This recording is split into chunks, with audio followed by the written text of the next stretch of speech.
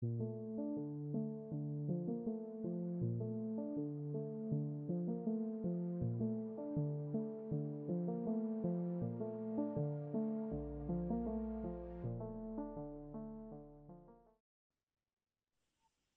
you so much, Sadaf and Dominika, for inviting us today and for having us here. And thank you for everyone who is present. I'm going to start sharing my presentation.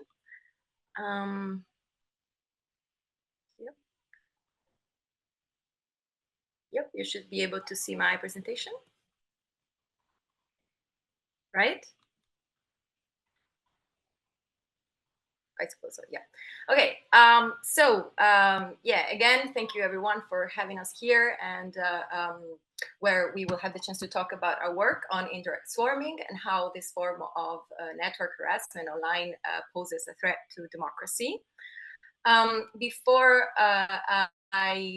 we start with the presentation of our work, sorry, of course, my computer is a bit slow. Let me tell you a little bit about ourselves, about our group. It is an interdisciplinary research group. Dr. Erliani Abdulrahman, Lynn, has recently graduated from Harvard University, and she is now a research affiliate at the University of Cambridge Minderoo Center for Technology and Democracy. Since its inception in 2016, she has been a founding member of the Twitter's Trust and Safety Council and an expert on child online safety. In December 2022, Erliani made global headlines following her resignation from the council to protest the meteoric rise in hate speech after Elon Musk's purchase of the platform and then the dissolution of the council. Dr. Steven Ria, is a digital anthropologist who received his PhD in anthropology from UC Irvine in 2015, and he's currently working at the Critical Internet Studies Institute, researching network incitement of election vigilantes in the United States. Previously, he has also been a senior researcher with the Anti-Defamation League's Center for Technology and Society, and he has also held teaching positions at Bucknell University, UC San Diego, and Colorado School of Mines. Sara Di Bartolomeo is a postdoctoral researcher at the University of Constance, Germany, where she focuses on graph layout algorithms for graph drawing and data visualization. She has a PhD in computer science from Northeastern University in Boston, and she has been a visiting researcher at Microsoft Research and in IREA Paris. And finally, me, I'm Giulia Campaioli. I graduated in psychology at the University of Padova in Italy. And I am now a Marie Curie co-fund PhD student in anthropology and communication at the University Rovira e Virgili in Spain, where I'm mapping civil society responses to online gender-based violence between Brazil, Spain, and Italy. So today, we are going to, start the presentation by situating indirect swarming within the larger literature on online harassment. Then we will tell you a little bit about our methodology, and then we will dive deep into our results and leave a little bit of time, more than half an hour at the end, for question and answers, suggestions, and all the collective reflections that we can do together. So we situate indirect swarming within the larger field of online harassment, which in the past 20 years has been increasingly recognized as a human rights issue, which has a chilling effect and may be used to police people's behavior online and even remove them from the participation in the public sphere, both online and offline. Now, network harassment is a more recent phenomenon that has drawn the attention of researchers, activists, and also institutions, and it refers to the collective online harassment of a target on behalf of a group of users. In this form of harassment, a highly networked account directs the attention to a target online and signals its followers to harass. This type of attacks disproportionately attacks women of historically marginalized communities, such that Black, Indigenous, Jewish women are more targeted. And sorry, I forgot to say that this form of harassment is much more prevalent towards women in public professions, such as politicians and journalists. In our work, we refer to Alice Marwick's model of morally motivated network harassment, which posits that there are three actors in network harassment: the targets, the amplifiers who instigate harassment, and a mass of users who participate and endorse the harassment. Marwick builds on Brady's model of moral contagion, and she suggests that the collective synchronized aggression online functions as a mechanism to enforce social order, wherein moral outrage is used to justify the harassment. According to this model, the amplifier, who is an influential account in the community, accuses a target of violating moral norms, mobilizing rage and disgust of the community or network members towards the user. So that then a large group of users from that network starts harassing the target to reinforce their adherence to moral norms and to signal their network membership. Now, the literature on network harassment is still scarce and more data is needed. Inconsistency still remains around the terminology, so that there are various terms used to individuate network harassment, but we stick to network harassment because of the model and because it's one of the most common terms. Although we recognize that this phenomenon intersects with others. For example, political violence against women politicians often configures as a form of network harassment. Now, studies on the experience of targets are often investigated through qualitative interviews and questionnaires, which have definitely shown that network harassment can have a profound impact on one's psychological well-being and online participation. But there are a few studies that center the perspective of the targets using a big data approach. One of them is the Map of Political Gender-Based Violence by Sabatini and colleagues, a Brazilian group. They conducted a multi-platform analysis of the content directed at female federal deputies and senators in a non-electoral period across 4 different platforms. But since tagging a user to direct contact at them may be done to attack as much as to express support, these researchers introduced a proportional measure of the attacks, which would be this ratio, the collab ratio, which is the ratio of the number of attacks to the number of direct mentions.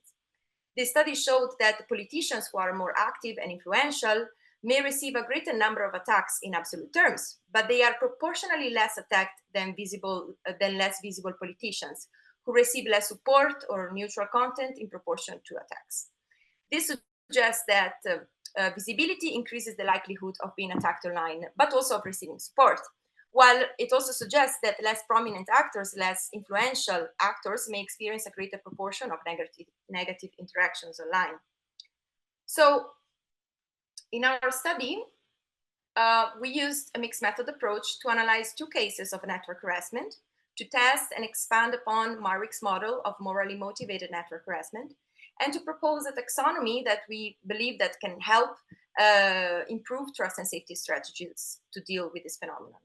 So we combine qualitative analysis, data visualization techniques, and computation, guided by 4 hypotheses. The first is that network harassment shows at least 2 distinct forms in terms of temporal evolution.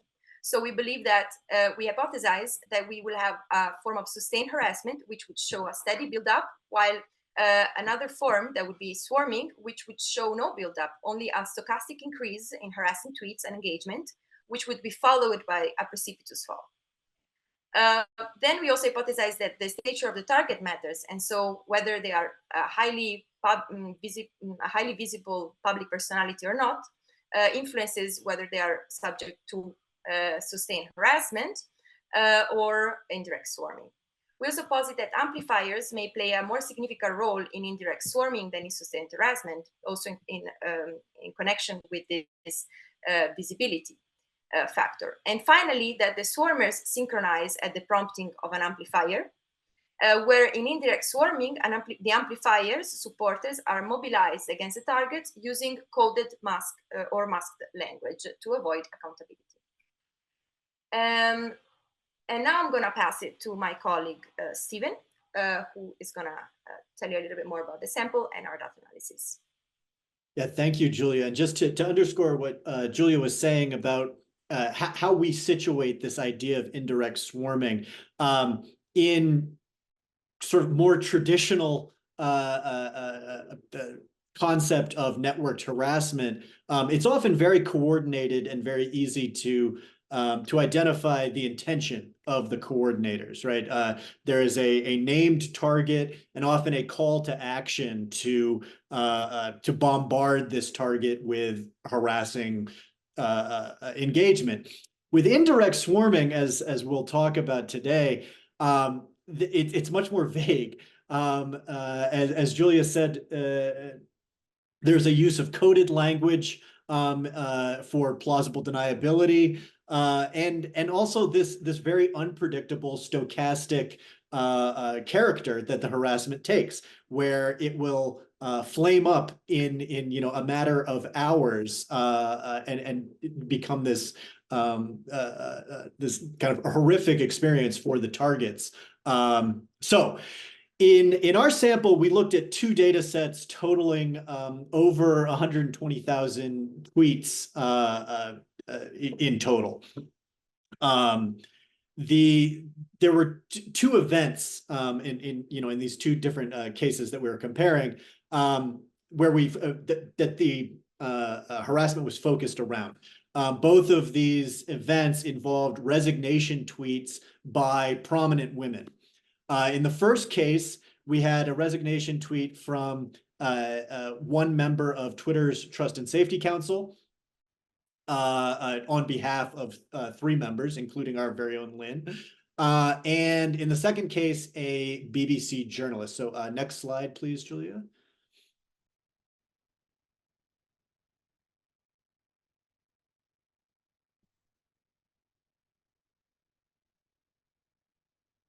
Can you, oh, there we go. So case study 1 was in December of 2022. So I think that's about just over a month after Elon Musk purchased the platform.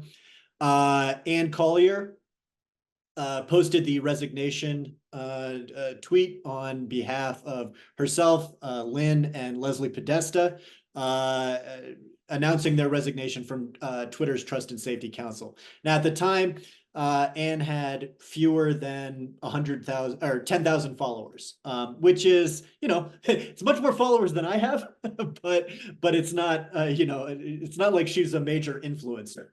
In the second case study, it's a little different. We have Laura Kunsberg, who, for anyone in the UK, probably is a Sadaf, I assume. She's a well-known figure, right? She was continues to be actually a political journalist working for the BBC.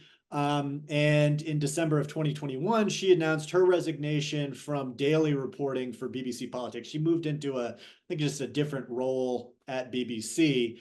Now, in both of these cases, we have 2 women, announcing their resignations, both public figures, though Laura's public profile was much more visible than Ann's. Ann's public profile at the time was really limited to just people involved in child safety and the organization that she led. Laura, on the other hand, is a public journalist for one of the major media organizations in the UK, with over 1 million followers on Twitter at the time. And whereas the harassment that Ann and Leslie and Lynn experienced was episodic, it was really just focused around this resignation tweet and what came after. Laura had experienced sustained harassment on social media, especially on Twitter, for many years prior. She had been the target of left-wing and right-wing harassment, really an equal opportunity target for harassment due to her political reporting. So next slide, please.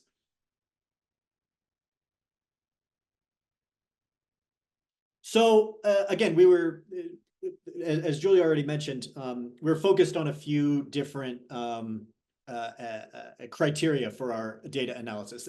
How did harassment evolve over time in these 2 cases? Who were the amplifiers? So who were, again, there was not in either of these cases a direct call to action to, harass this person. Like nobody tweeted out, this person is terrible. I want you to flood their comments with, or their replies with, harassment. But there were key influencers who amplified these resignation tweets and around whom the harassment formed. They were inflection points when they tweeted and called attention, either retweeted or quote tweeted, or in the case of in one case just straight up replied to a tweet. These became inflection points that attracted more harassment. We also looked for, qualitative signs of moral justification. Why do these people deserve your ire, right? And we compared the different types of engagement. Was it a direct reply, a quote tweet, a retweet? Social media platforms like Twitter afford different sorts of engagement. So what form did harassment take? Then we analyzed the corpus of tweets and did a quantitative measure along two axes. One, what we call the collab ratio, named after the lab in Brazil that Julia mentioned earlier, looked at political gender-based violence against politicians. And the second, the protective correlate, which Lynn will tell you a bit more about, but is based on public health and epidemiology. So next slide, please.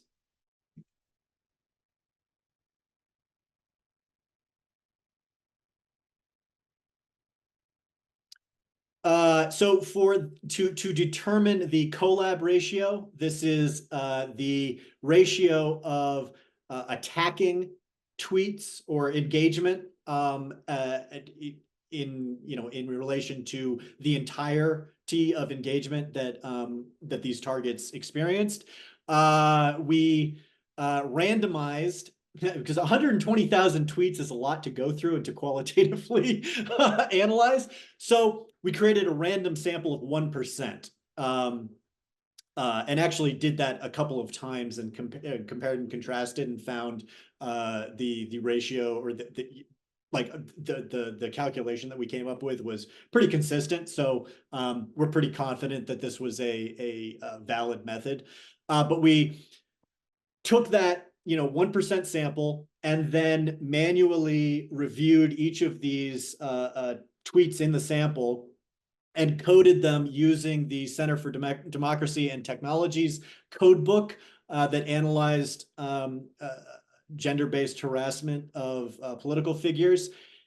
And in addition, that's what's on the left-hand side there. In addition, we added a couple of our own criteria here to code the types of engagement. One was piling on, where a user expressed complicity with a tweet that had a negative sentiment, either, a supportive engagement, sort of like say somebody tweeted something harassing and someone replied like 100 or right on. That would be a form of piling on, and we consider that an addition to the harassment.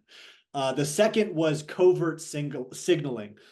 This is the use of linguistic and visual covert language like GIFs and memes to dog whistle, right? To signal harassment toward a target.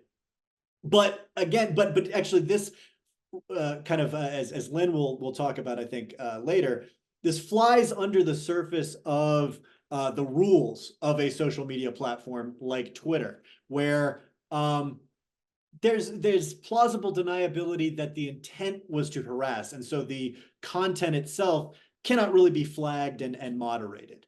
So next slide.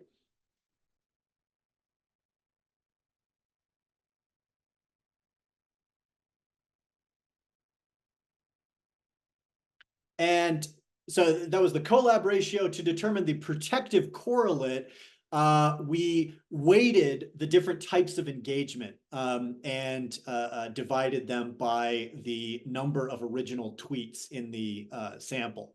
So this is actually based on something that Twitter itself, I refuse to call it X, by the way, I still call it Twitter, that Twitter itself uses to to determine its algorithmic amplification. It's part of its recommender system. But you can see our weighting there.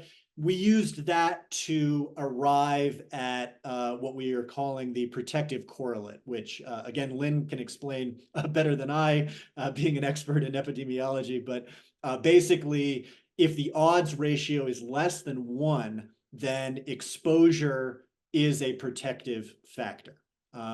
So on that note, I think I will turn it over to Sarah to talk a bit more about our findings. Sure. Okay. So let's take a look at the findings of our analysis. So what we tried doing was using a computational approach, tried leveraging the power of data visualization to highlight trends and patterns that could be in the data. And data visualization is the art of taking data and making it understandable, interpretable for humans, making charts tailored so that the information that might be contained in the data is as easy to read as possible. So we have these 2 different cases that we previously mentioned, right? One, we will follow the BBC case, which goes from December 19, 2021 to December 25, and it contains 15,000 tweets. And then we have the Twitter Council data set, which is December 8 to December 12, but it contains 120,000 tweets. So similar time span, and they are different examples of these 2 different types of 2 different forms of harassment. One is sustained harassment, and one is indirect swarming. So in one case, we expect a more explosive reaction, and in the other case, we expect a more sustained, slow, but continuous series of attacks. Okay, so let's take a look with data visualization at how it actually looks, how the temporal evolution of these events actually look. Yes, okay. So on the left, we have the BBC case. On the right, we have the Twitter case. And these 2 charts are the amount of tweets in response, or quote tweets, or reactions to these events happening. And you can see that in the right case, there's an explosion of tweets. Well, instead, in the left case, in the BBC case, it is filtered. There are still spikes, which can be in correspondence to events that are highlighted at the bottom of the 2 charts, in correspondence to things being published or to people responding. Now, interestingly, in the case on the right, the explosion does not come after the resignation letter, which is the first event highlighted, but it comes after Cernovich and Elon Musk start being involved in the case, and there's this explosion here.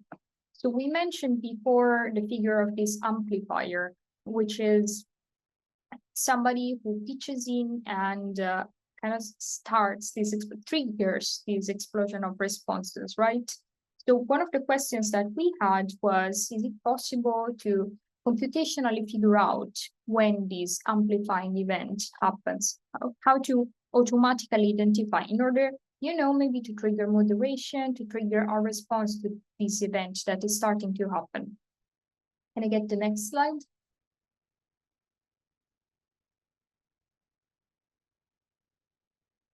Next slide.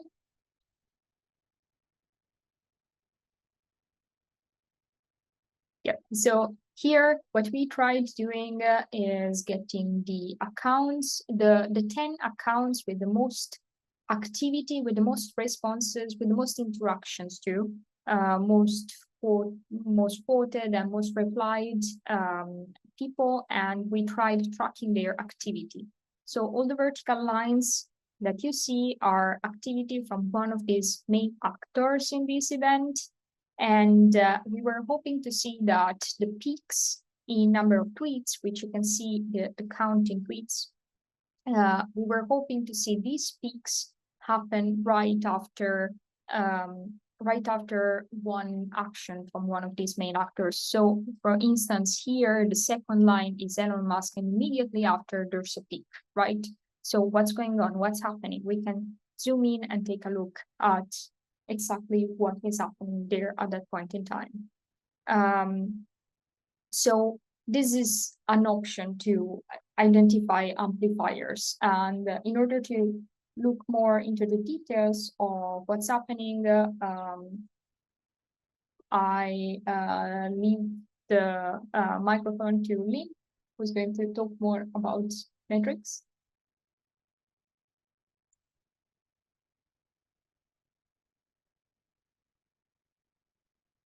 Thank you, everyone. Yeah, so just for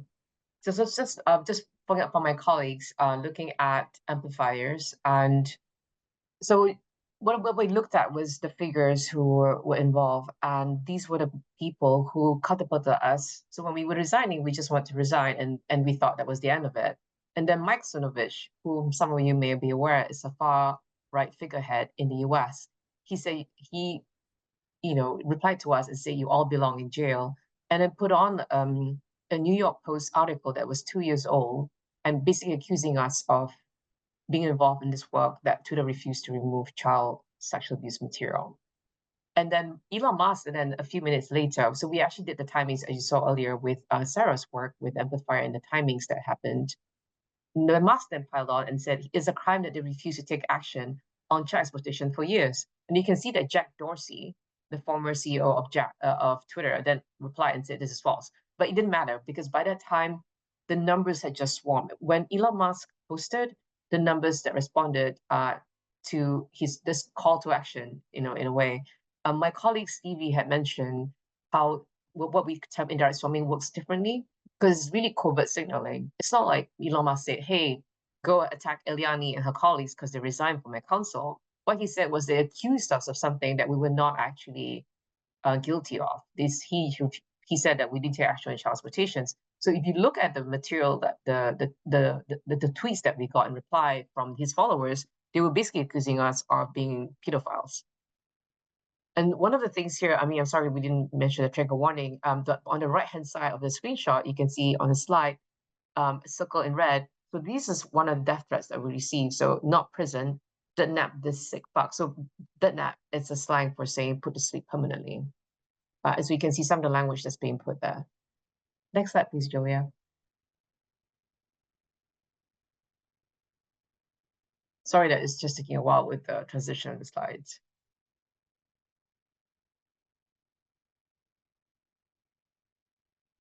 So Julia had mentioned earlier the collab ratio, and really we named this ratio after the lab in Brazil that had done this work, Sabatini et al., based on the Brazilian members of parliament.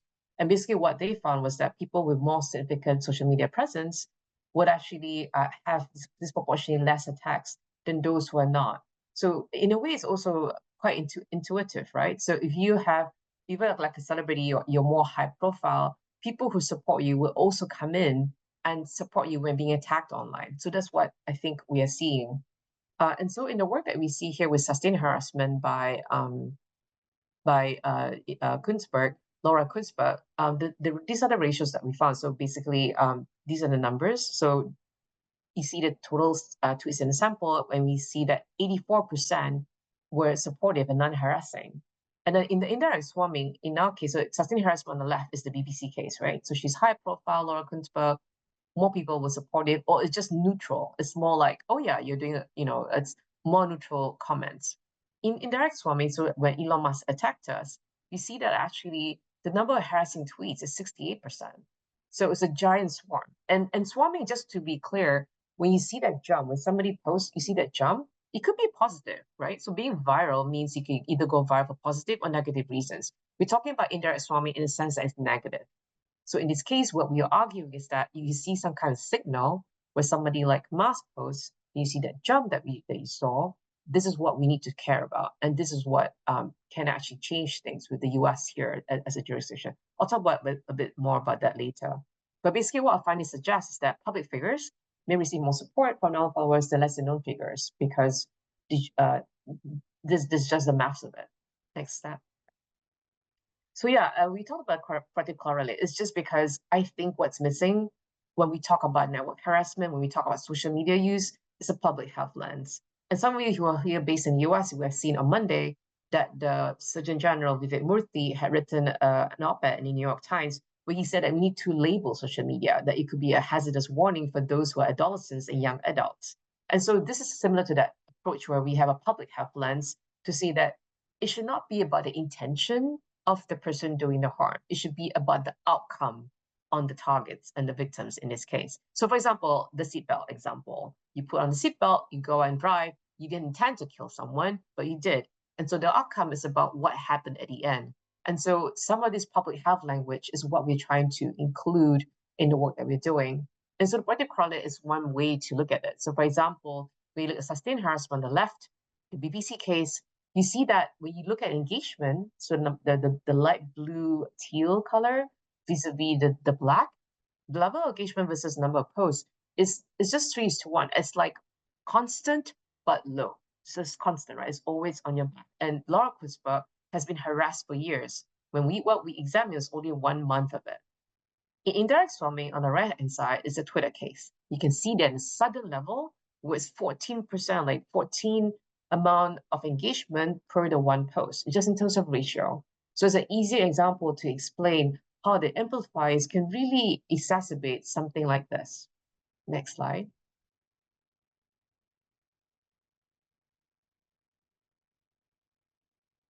And so the work has actually industry implications. As you know, I was part of the Twitter Council members. I've spoken to Yoel Roth and said him here.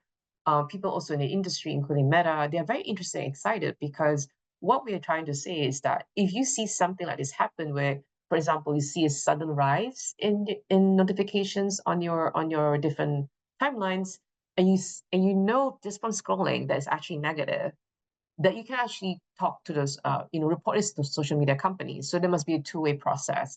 Firstly, people should understand that this is a way to report. So for example, right now in an election year, the US elections are coming, there's the UK elections, there's elections all around the world. So how can this actually impact people who are running for elections? So as Julia mentioned earlier, who are the people who are disproportionately harassed? It's women, it's people of color, it's people historically marginalized. And there's been 2 UNESCO studies that really show this work. Although just to clarify, they've been looking more at women journalists and also people in public facing work, but it shows us where that's tending. So what we've done here is more like a flow chart. So for example, on the left-hand side, when a user is online and you see that, hey, I'm sensing something here, it's viral, but it's negative.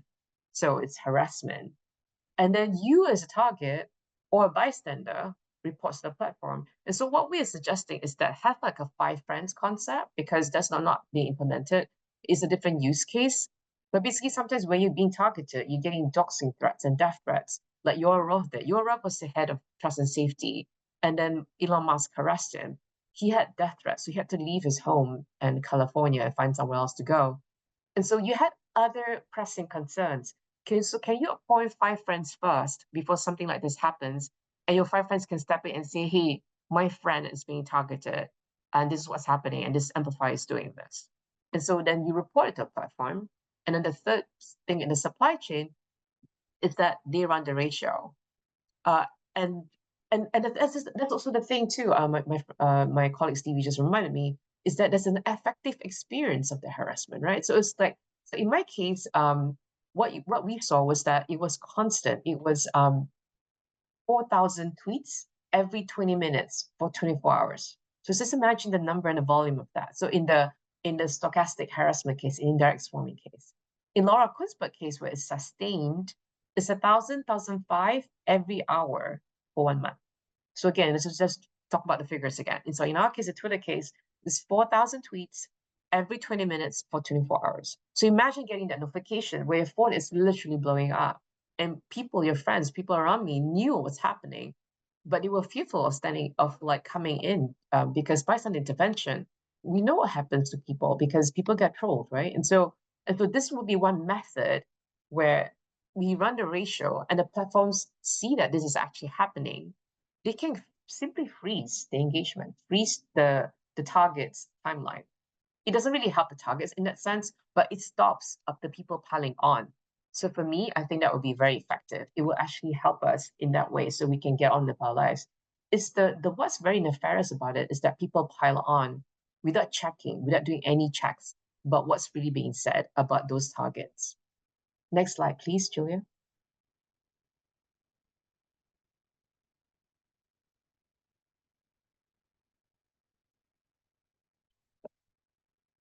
So we have some limitations.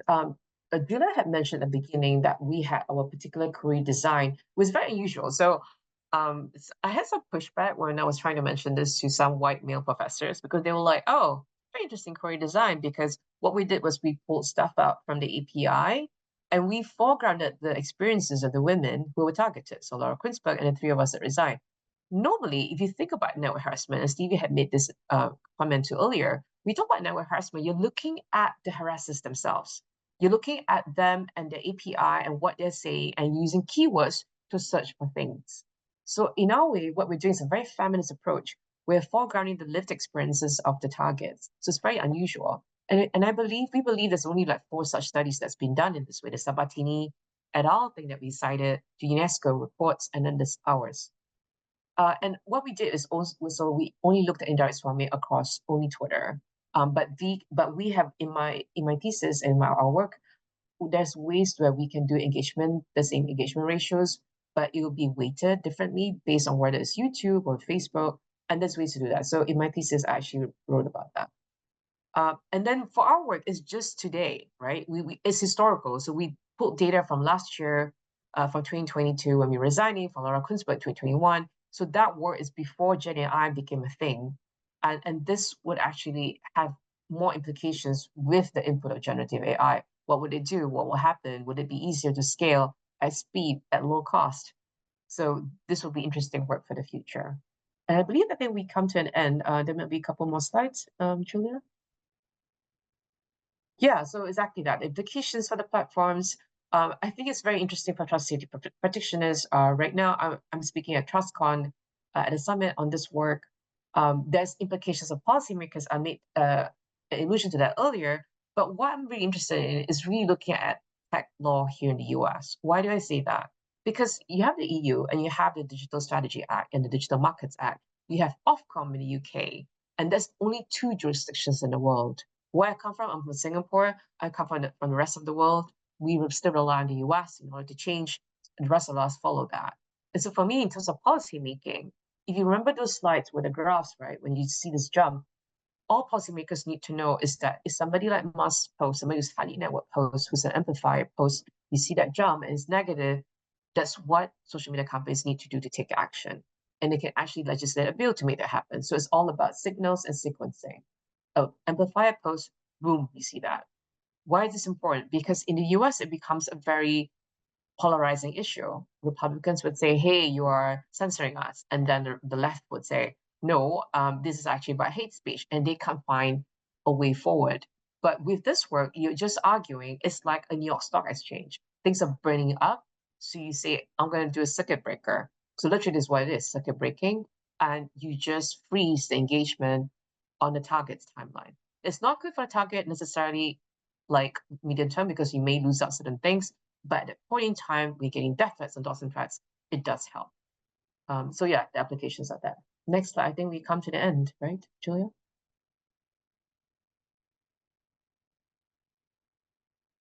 Yeah, so that's our email addresses. Thank you for listening, and we're really happy to take questions.